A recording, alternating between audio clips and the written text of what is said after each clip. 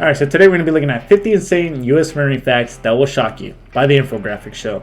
As always, I'm going to be leaving a link to the original video channel down in the description below, so go ahead and make sure that you check them out. If you're wondering why I'm wearing the same shirt as SCP-204 when I did that video, that's because I'm doing them in the same day. I was very curious about this one specifically because I've done a couple reactions on Infographics Show's videos, specifically more relating to the marine side of things. I believe there was one versus a ninja, which in my opinion, I still think a ninja will lose.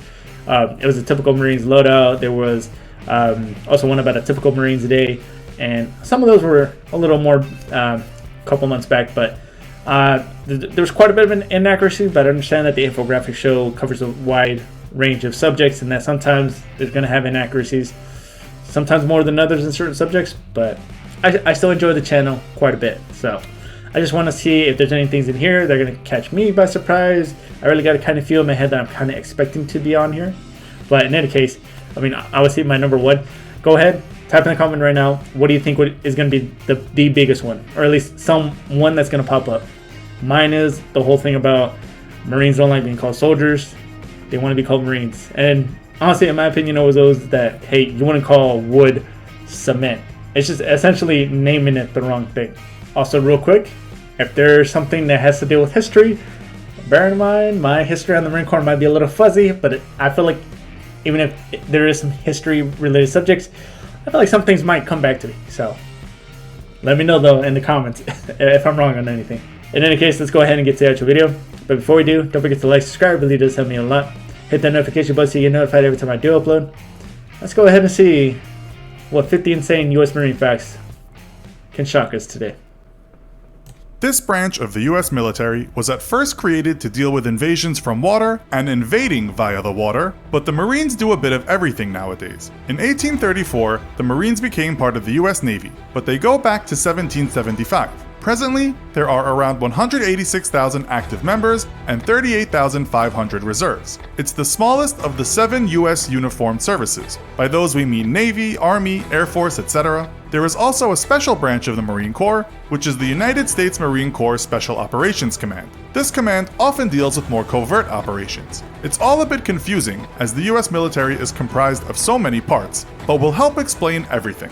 Welcome to this episode of the Infographics Show, 50 shocking facts about US Marines. Number 50, what do they do? Just like we did in our other shows, we have to give you some basics before we get into facts you probably don't already know. Unlike the regular Navy, the Marines spend much of their time on land, though they might capture naval bases or defend them. As you'll find out, they are kind of military multitaskers, and many times they have been the main force in land battles. So really, the name Marines can be a bit misleading.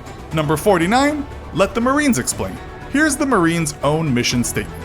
We are forward deployed to respond swiftly and aggressively in times of crisis. We are soldiers of the sea, providing forces and detachments to naval ships and shore operations. We are global leaders, developing expeditionary doctrine and innovations that set the example, and leading other countries' forces and agencies in multinational military operations. These unique capabilities make us first to fight and our nation's first line of defense. Number 48. Okay. There's a lot of words going on. This is going pretty quick, but I think I said it in a different video. From my knowledge, and from what I remember, we're not the first to fight. I'm pretty sure. I remember distinctly that there was 2 groups that go in front of us. Can't remember them off the top of my head, but most of the guys that go first are obviously people who are from. They're going to be soft guys, right? What qualifications do you need to join? You must be American, mentally stable, i.e. a history of meth abuse and related psychoses in your teens won't go down well in the interview. You need a high school diploma or a GED. 90% of Marines have a high school diploma, some have GEDs, and a very small percentage have neither. One military site says there are 35 career fields in the Marines, so you'll be chosen to do what you are good at. Number 47. I don't know if that translates also to, because I remember boot camp we had 5 or 6 guys who were actually joining the military to gain citizenship. What else? You must be at least 17, but if you are at that age, you'll need your parents' permission to join. You can be as old as 28, according to Stars and Stripes. It depends on what you can offer or what you want to do.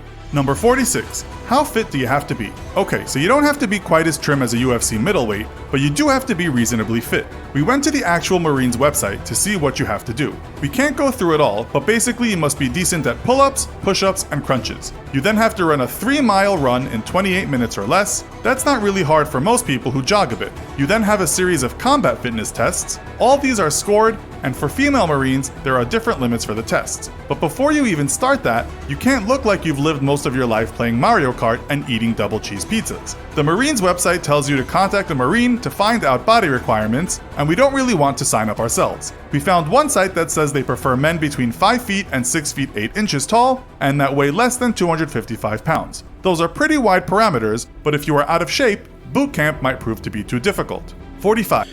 Okay, so real quick. We had a dude that was over 255, and he still did pretty good at the job. I mean, obviously, he could sprint, he was strong, a little difficulty going long distances, but I mean, he lost quite a bit of weight in the fleet. Now, the part when he started mentioning about the pull-ups and the push-ups and the crunches and all that, I believe he was referencing the PFT. Now, that's just an annual thing that you do, which is essentially just to kind of give you like a fit check, see how well you're doing physically, and it's going to be pull-ups, the crunches, and a 3-mile run. I want to say there was probably, I think push-ups were supposed to be somewhat of an alternative to pull-ups that I heard when I was in, but I don't ever think that ever happened because I never saw anybody do push-ups. Now, when you mentioned about the combat fitness test or the CFT, right? It was going to be, again, 3. You're going to do 800-meter dash in boots and utes. So after that, which, by the way, if it was always in the morning, your throat would burn like crazy. You're going to do ammo can lifts, and then you're going to run like a little obstacle course, right? And obviously, I'm not going to go into that because it's extremely more detailed. But eventually, you're going through cones, you're picking up ammo cans at one point, you're throwing a grenade to a certain area to try to get in the middle, you're fireman carrying someone, and that's just to name a little bit within that course. And you have someone that's kind of walking you through it. But other than that, the biggest thing you really got to do, be able to pick someone up for fireman carry. And you have to be able to run like a lot with weight. So if you can do that, you'll be fine.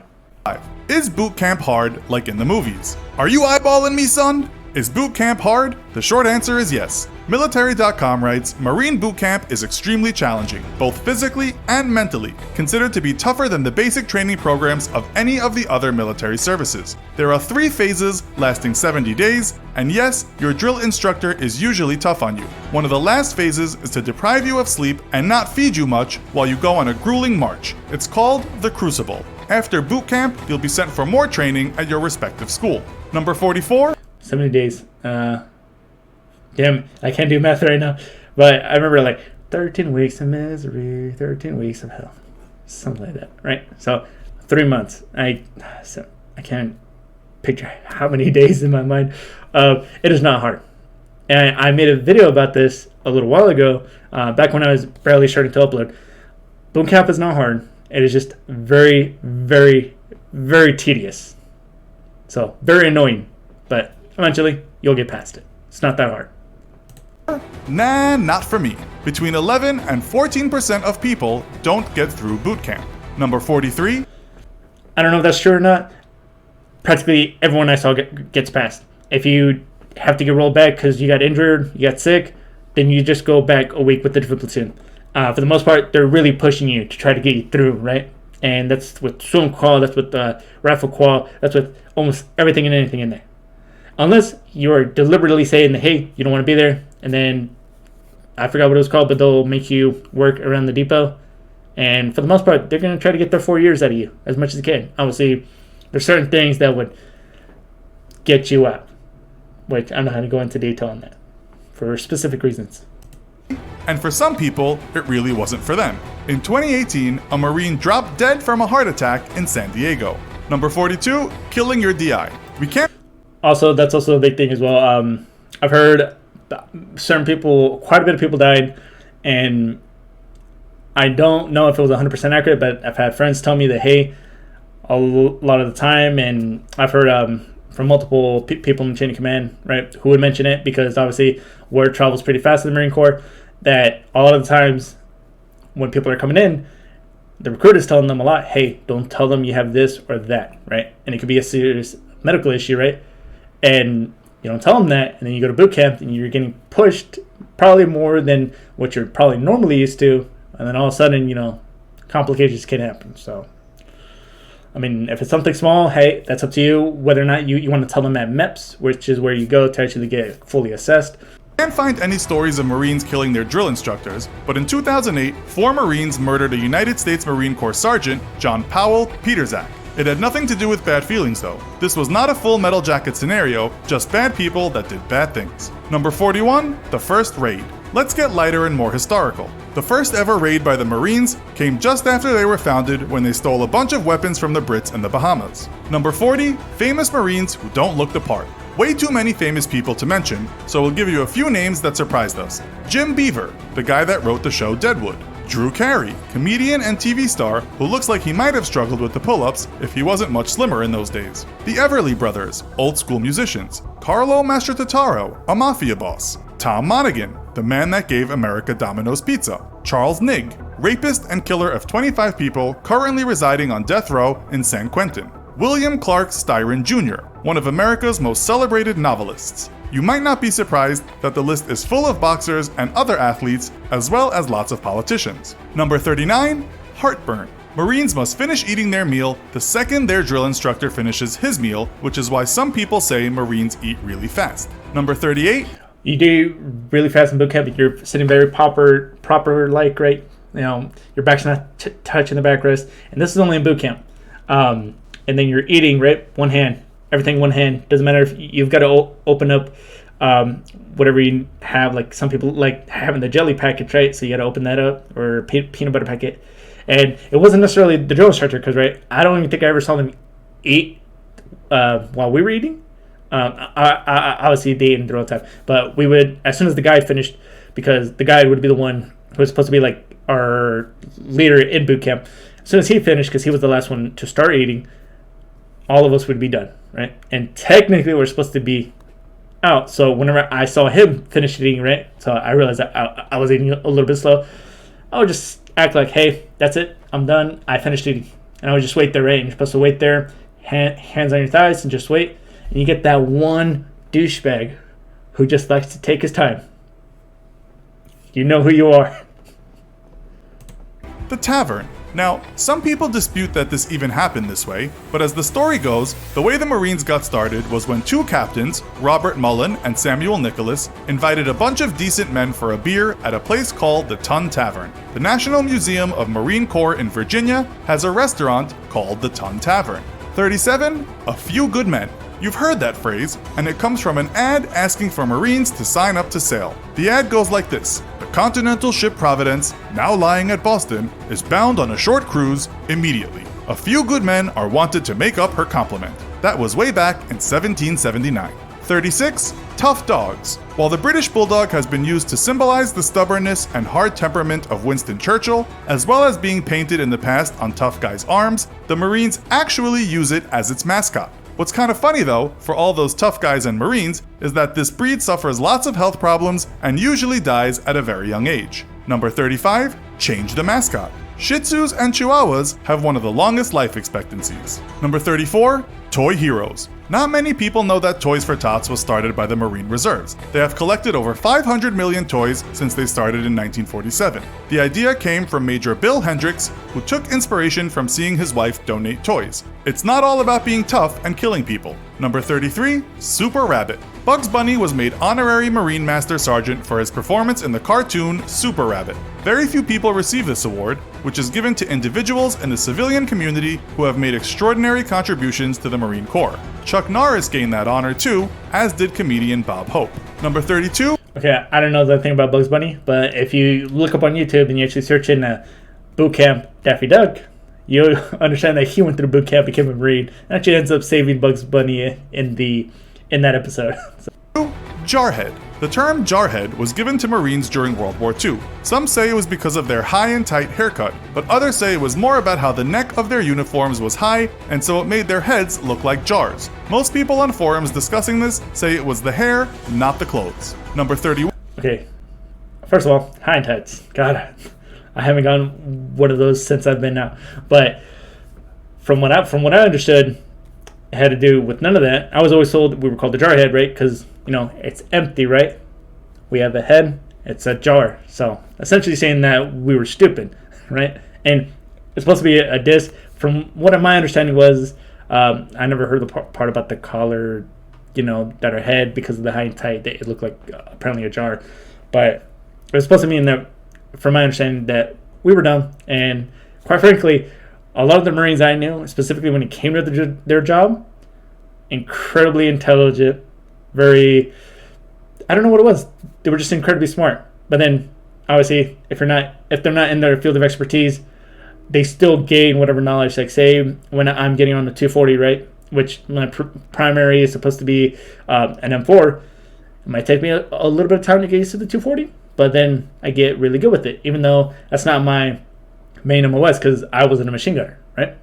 So, just because you're Marine and you're in the infantry, quite a lot of smart guys out there, in my opinion, right? And, 1. Leatherneck. Another name for a Marine is leatherneck. This originated in the 19th century when a Marine's uniform consisted of a very hard and high leather neck. Why? So a bayonet couldn't penetrate a Marine's neck. Number 30. Devil. I specifically know this one. I don't remember it was supposed to be for piercing. I remember a lot of people always saying so they wouldn't get their heads chopped off. Right? Then again, I could be wrong, but, let me know down in the comments. The Germans gave the name of Teufelhunden to the US Marines in the First World War. The Marines were sent to save Paris from invading Germans and did a tremendous job. That German phrase above translates to devil dogs. Number 29, the big man. The first ever officer of the Marines, then called the Continental Marines, was called Major Samuel Nicholas. He was the guy that was responsible for that Ton Tavern event, but it's thought he went around lots of taverns looking for able men to fight. He was a Freemason of a Masonic lodge and a good recruiter. He fought in many battles and died only after he retired from the Marines when yellow fever got him in 1790. His birthday, November 10th, is now the Marine Corps birthday. Number 28. I could be completely wrong about this, and if I am wrong, I'm gonna look very stupid. But as far as it being on that day, my understanding was that's just because that's when the Marine Corps started, not because it was his birthday. Honor and ethics. If you read the manual for becoming a Marine, a big part of the training is about teaching men to be honorable soldiers. While their job is to defend and kill, they also learn how to do that ethically. This is why they have the motto Semper Fidelis, which is Latin for always faithful. Faithful not only to the Marines, but to the country and to the values they have been taught. It's Marines, bro. I'm sorry. See, I mean, it's not out of anger. It's just you're naming it wrong.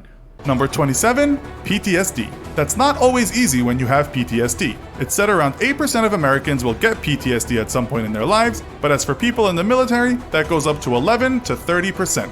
Number 26, not enough help. One ex-Marine writes, "In the military, young people are indoctrinated into a warrior culture. When they're sent to boot camp and then to war, they are required to do extreme things in order to survive. Some don't cope well. The U.S. National Institute of Health writes that veterans don't get enough help, and many turn to drink, drugs, and worse." It writes, "Our findings suggest that mental health disparities are often a leading factor to the high suicide rates among veterans who experience depression and post-traumatic stress disorder." You've all seen the movies. Perhaps that phrase, Semper Fidelis, should work both ways, not just when the government wants men to fight, but when it has to take responsibility for the consequences of war. Number 25. Okay, so I can't speak from someone of a perspective that's actually been in a battle, right? I mean, because I wasn't. I don't have any combat experience. I don't ever try to claim that I do.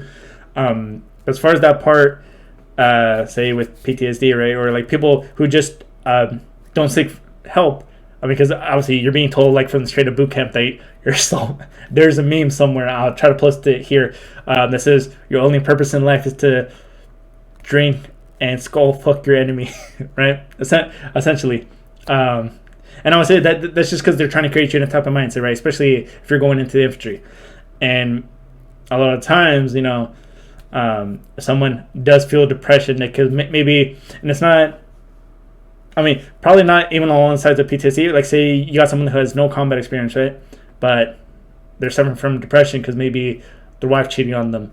Maybe they lost their parents. Maybe everything's just kind of going wrong, right? And then some of them will ask their buddies, right, for kind of help, or just kind of ask for advice, or just someone to kind of listen, right? But a lot of the times that could be risky because obviously you don't want to, there's always that thing of like you don't want to look weak, that you don't want to try to seek help, right? Which obviously, man, if you're in the military right now, if you're really like having these like if you're seriously depressed and you're trying to look for help. I forgot, there's quite a bit of I forgot what the one person was in our unit that's supposed to be like your actual counsel, like a personal counselor, right?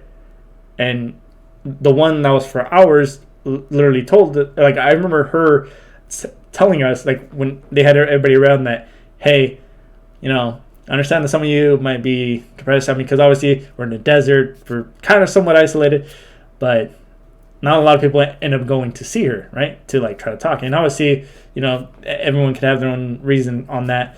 But definitely don't hold it in. That's only going to create issues. If you're drinking, if you're not drinking just to kind of chill with the guys, just kind of have a good time, and you're just doing it to kind of fill that void, as far as like depression goes, that's going to have a lot of negative consequences. But then that also brings me to another point, is that when Marines do try to go for help, right? And if the chain of command finds out, there's a big possibility that those Marines would get kicked out because they're saying, hey, this person isn't mentally there to be in a fight. And that's why a lot of Marines are also scared to try to go ask for help, right? And your buddy might be able to help you, but I feel like at the most part you would want like someone, professional help, someone that you could be completely honest with, like someone that you don't know, just because that most likely than not, especially with this counselor, I keep forgetting what her job was, what isn't going to judge you, right? Like they're looking at you as not as a Marine, they're just looking at you as a regular person, right? And also that thing about going two ways, Semper Fidelis, completely agree, right?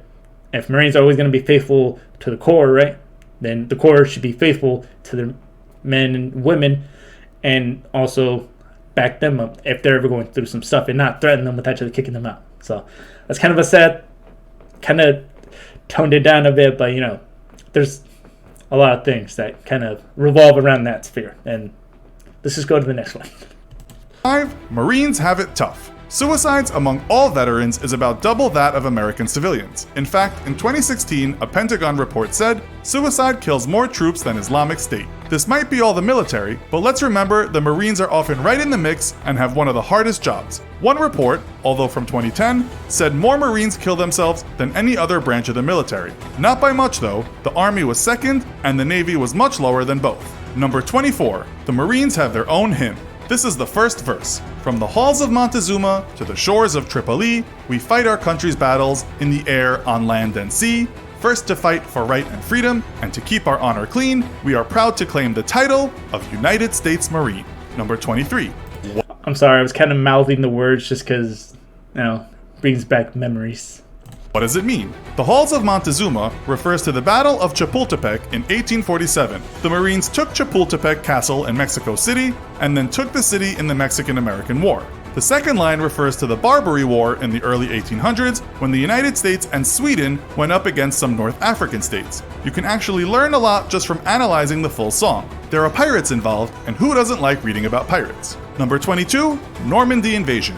One of the things some people find strange is that it was the American army who made up most of the Normandy invasion and not the Marines. Storming the land from the sea, isn't that what the Marines are trained to do? The reason was simply about numbers. The Army had 89 divisions in the war, and the Marines had just 6. The Marines were scattered around the world, especially the Pacific, and the Army had enough troops for the invasion. Number 21, Marines in other worlds. It's often Marines that are depicted fighting on other planets. They ended up in the film Aliens, in the movie Avatar as the Jarhead Clan, and also in the video game Doom. Number 20, How to Save Your Friends. A Marine called Jason Lee Dunham was posthumously given the Medal of Honor for an act of valor. The Marine serving in Iraq with the 3rd Battalion 7th Marines threw himself on a grenade and tried to cover it with his helmet. It exploded and he was very seriously hurt. His comrades, however, were not seriously hurt. Dunham was evacuated, but his injuries were grave and his life support was turned off in 2004. During the posthumous presentation of the Medal of Honor, the first few lines read, "For conspicuous gallantry and intrepidity at the risk of his life above and beyond the call of duty."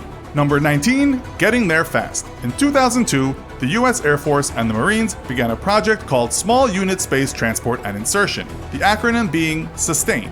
The The object was to be able to deploy Marines anywhere on the planet within just 2 hours or less. Suborbital spacecraft would be used to make this happen. We've batted ideas back and forth, said one of the main people involved regarding the challenge. We can't find how the program has progressed recently. Number 18, Bambi was a Marine. The kid that did the voice for the cute deer Bambi, an animated movie made back in 1942, became a Marine. His name is Donald Donnie Roan Dunnigan. He's 83 today, but in his younger days, post-Bambi, he served in the Marines and was awarded a Bronze Star and 3 Purple Hearts. That's a tough little deer. Number 17. No shit. Huh. Interesting. No Girl Left Behind. In the book Goodnight Saigon by Charles Henderson, it's written that during the evacuation of Saigon by American troops in 1975, one Marine called Gregory Hargis drove a truck full of prostitutes to an airstrip and put them on a C-141. He said they were his friends and signed a responsibility form for them. This is some of the dialogue in the book. Where do we go? They chimed together. You go stateside, Hargis called back. Number 16. Okay, so I've heard some crazy stories from back then, man. I don't know if anybody knows this, but I think it was in Vietnam where, was it? There was this. Damn it, I don't remember where the guy was from, right? But it was somewhere in the U.S.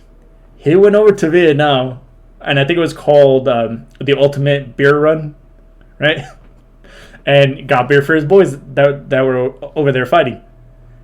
I don't know how the hell he did it, but he did it, you know.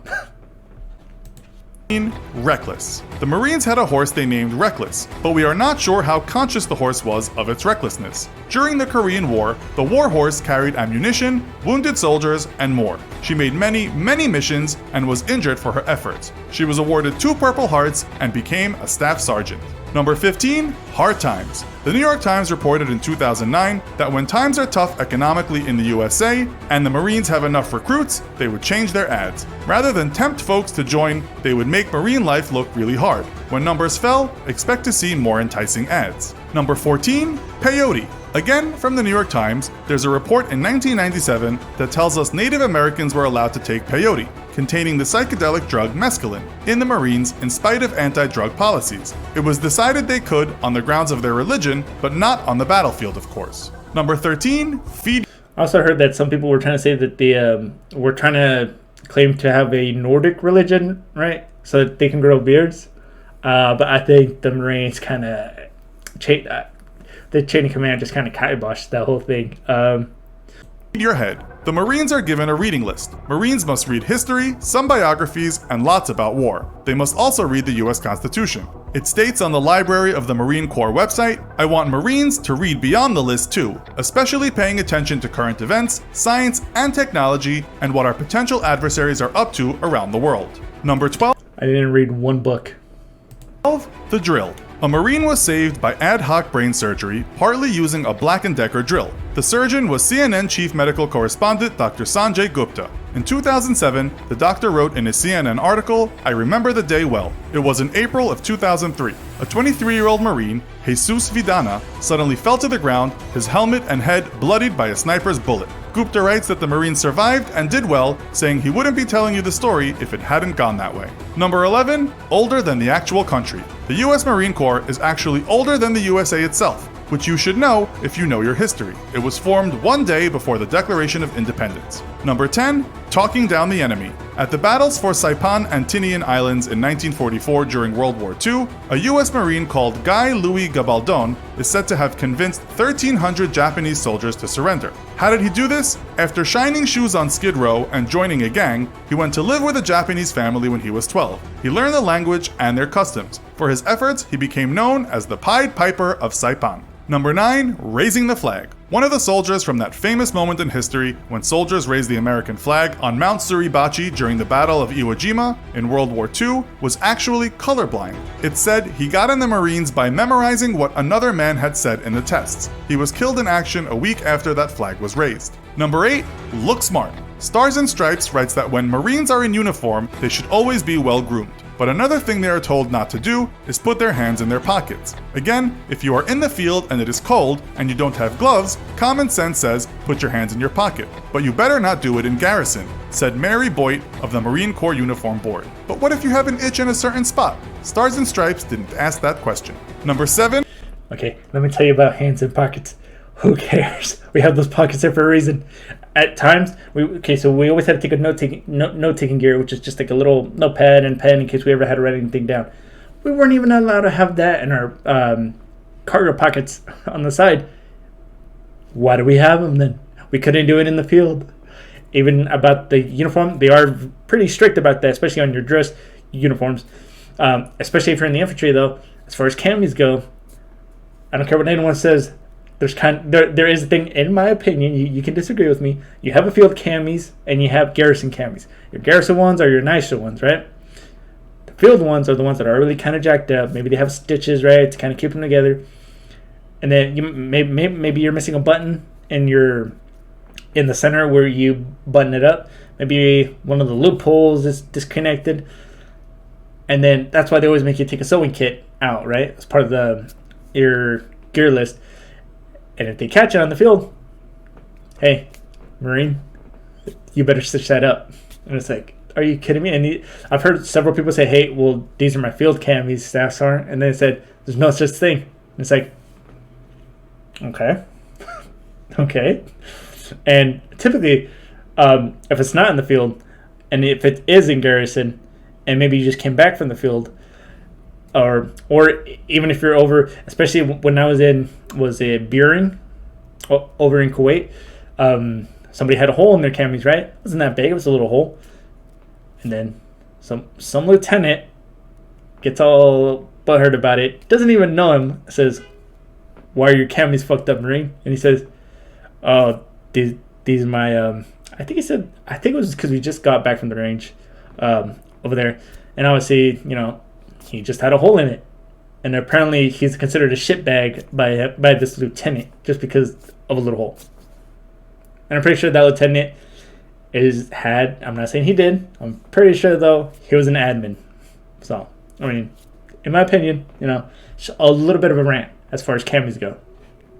And if it rains, male Marines are not allowed to carry umbrellas. This was called a silly rule by some American media after conservatives were apparently outraged at a photo of a Marine holding an umbrella over President Barack Obama. By the way, female Marines can hold umbrellas. Number 6, drinking snake blood. Every year, American Marines visit Thailand and do all kinds of jungle exercises. It's known as Cobra Gold and is a big deal in the Thai media. It culminates with US Marines cutting off a cobra's head and drinking its blood. Number 5, the hidden pin. Some Marines have a pin with their next rank they could be promoted to somewhere on their uniform, but they often keep that pin covered.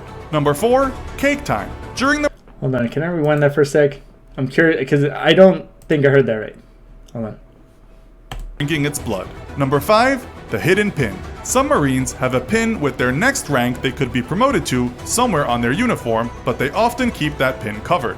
Number 4, so they have it. All right. So obviously, if you're a lance corporal, right, and then I'm assuming he's saying that you would have a corporal chevrons somewhere in one of your pockets just in case you get promoted. I don't think I ever saw anybody do that. I thought he was about to mention, not having the backings on the chevrons. If you're in the military, you probably know what that means. I'm not going to say it, but the only time I ever saw people with an extra pair of rank on them that was one higher was probably a day or so, maybe the day of you knowing that you're going to get promoted. Or maybe someone who's actually maybe a buddy who has a corporal chevrons, for example. And because there might be a reason that you might not be able to go to the PX to have them, or you might just not have them. And then this guy just gives you his, and then,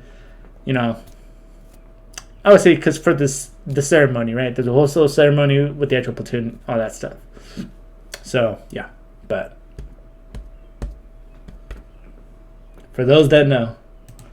Cake time. During the Marine Corps birthday, every year, there is a cake. The first piece is given to the guest of honor, the second to the oldest Marine at the party, and the third to the youngest Marine. We guess then it's a free-for-all. Number 3, the band. The Marines have had a band since 1798, which has been performing for American presidents at their inauguration since Thomas Jefferson in 1801. It's called the President's Own. It's usually pretty formal music, although Theodore Roosevelt's daughter Alice asked the band to perform a Scott Joplin ragtime number. Number 2, Loss of Life. Well then, if you haven't seen a video, type in band member, U.S. Marine, speaks rifleman, probably something like that, and you'll find something that had this dude talking to a video, and it was a while back, but he goes, he says, I do play the tuba, I think it was, and he says, but at the end of the day, I am a Marine, and I am trained to be a rifleman if I ever have to go to combat or something. And then has that meme, and it's like, why the fuck you lying?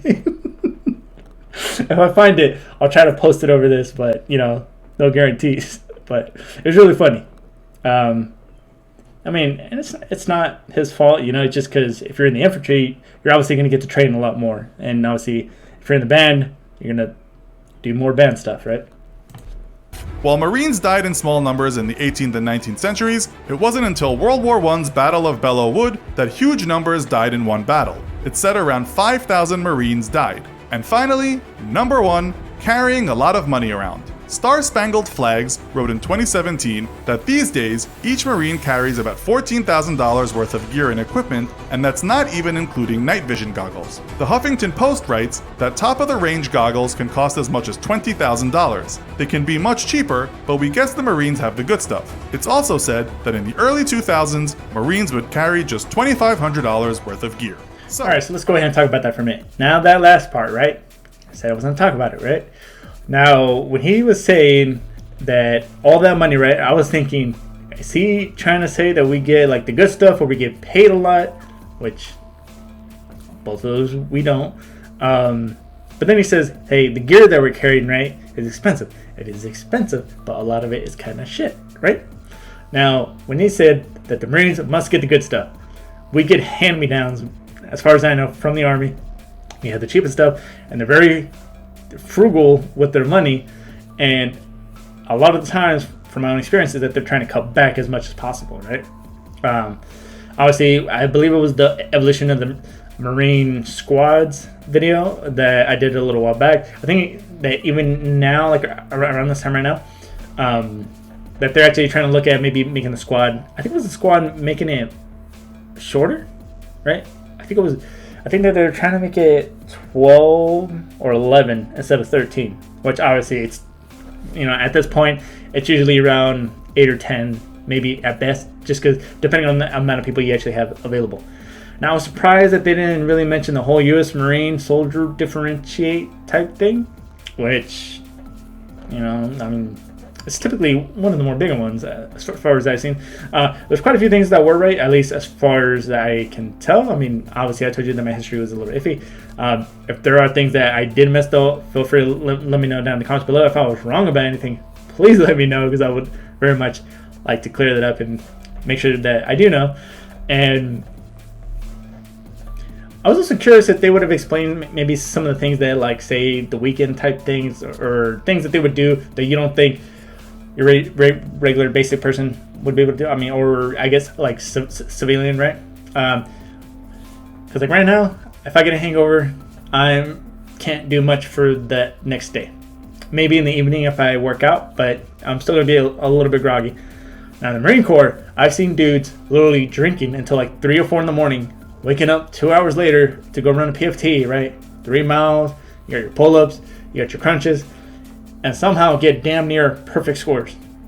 And I didn't drink the night before because I didn't want to end up either shitting myself when I'm running or throwing up or anything like that. And these people are still able to do it. And you get people who, like, as soon as they finish, they're popping open a cigarette. Maybe some of them have a dip, right, that they put in. You can tell from my finger that I used to dip, and still do every now and then, but not a whole lot. But yeah, as far as like mentioning like alcohol, because alcohol is a very big part of that culture. Dip, cigarettes, or maybe even some funny things as far as Marine facts, like when they say, hey, how do you start your day? And like there's memes that say with hate, Copenhagen, and I think coffee, or no, it was like an energy drink. But in any case, Yeah, for the most part, I mean, this one definitely had a lot more things that were more correct. Obviously, there were some inaccuracies. Kind of want to take a look at the comments just real quick to kind of see what.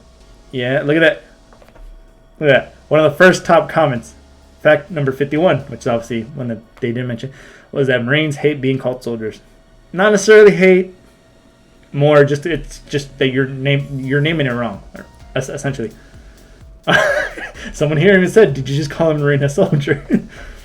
Yeah, once a Marine, always a Marine.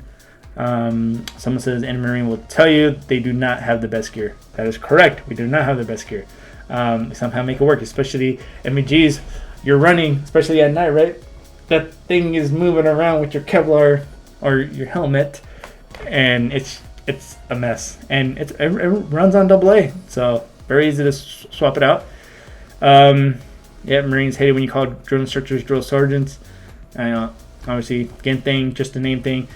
And I don't think they mentioned anything about that. Someone here says that they were served 20 years in the Marine Corps, and it was great on you. I didn't enjoy my first 4 years.